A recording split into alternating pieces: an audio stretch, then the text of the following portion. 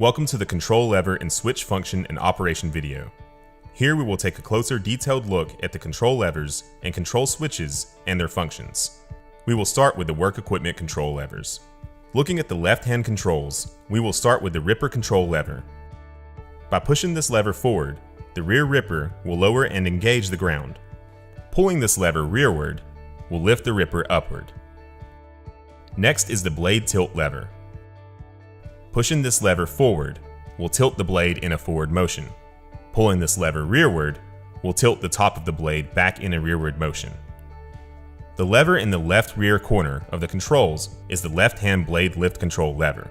Pushing this lever forward will push the left-hand side of the blade into the ground. Pulling this lever rearward will lift the left-hand side of the blade into the air.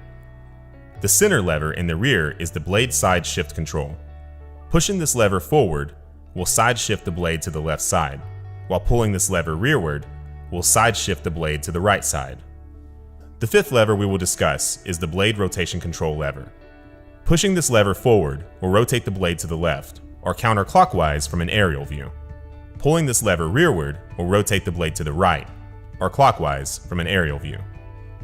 The lever closest to the armrest is the steering lever. Shifting this lever to the left will turn the front wheels left. Shifting it to the right will turn the front wheels right. The steering lever enable switch must be enabled. Moving over to the right-hand controls, we will start with the front inner control lever. This control lever is the articulation control. Pushing the lever forward will articulate the machine to the left, while pulling the lever rearward will articulate the machine to the right.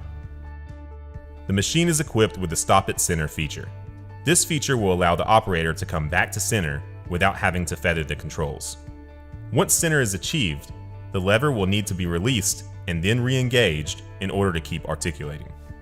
The next lever to be discussed is the Scarifier front attachment control lever. If the machine is equipped with the Scarifier, pushing this lever forward will move the Scarifier down, engaging it with the ground. Pulling this lever rearward will lift it up. Moving to the back row, we have the center circle side shift control lever. Pushing this control lever forward will side shift the center circle to the left side, while pulling this lever rearward will shift it to the right side. The center control lever in the rear is for leaning the front tires. Pushing the lever forward will angle the front tires to the left. Rearward motion of the control lever will angle the front tires to the right. The last control lever to be discussed is the right side blade control lever. This lever operates the same as the left side blade control lever. Pushing the control lever forward lowers the right side of the blade. Pulling the lever rearward will lift the right side of the blade up. Now let's focus on some control switches. First is the parking brake switch.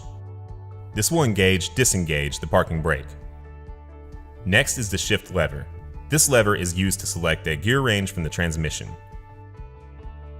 The right-hand blade float switch allows one side to be placed in float, this one being the right side. The forward neutral reverse switch allows a direction range to set the transmission. If needing to lock the right and left sun gears together so that all four rear wheels spin at the same speed, the differential lock switch is used. The operator has the option to set the RPM system to manual or auto mode using the mode selector switch. The RPM set resume switch sets the RPM in manual mode. The few other switches that should be addressed are on the right side column panel. The red one is the work equipment lock switch. This switch locks, unlocks the hydraulic work equipment. Just above that is the steering lever lock switch, which must be unlocked in order to be able to use the steering lever. Also, here is where the lifter lock pin switch is located. In conjunction with the saddle position indicator, unlocking the lifter pins will allow the operator to rotate the blade to grade a slope.